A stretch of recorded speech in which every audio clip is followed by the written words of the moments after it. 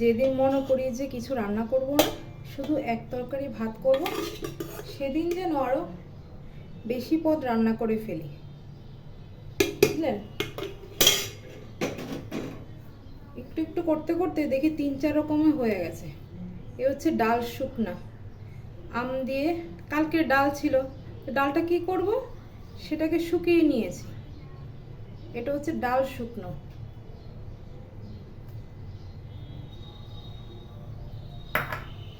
তারপর করেছি লাউ পাতা বাটা,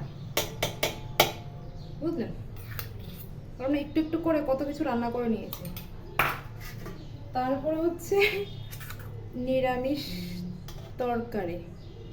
কি করব, সবজিগুলো দেখি নষ্ট হয়ে যাচ্ছে, কোনটা ফেলে কোনটা রান্না করব সেটাই বুঝে পাচ্ছি না। বাবা, নষ্ট হওয়ার থেকে খেয়ে নাও, সেটা ভালো, বুঝলেন? তারপর করেছি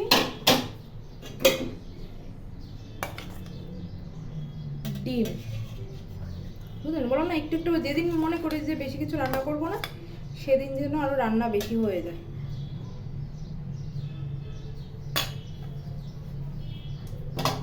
দেখলেন, একটু একটু একটু একটু করতে করতে কত কিছু হয়েছে। নিরামিষ তরকারি হলো, ডিমের ঝোল হলো, তারপর লাউ পাতা বাটা হলো, তারপর হয়েছে ডাল শুকনা।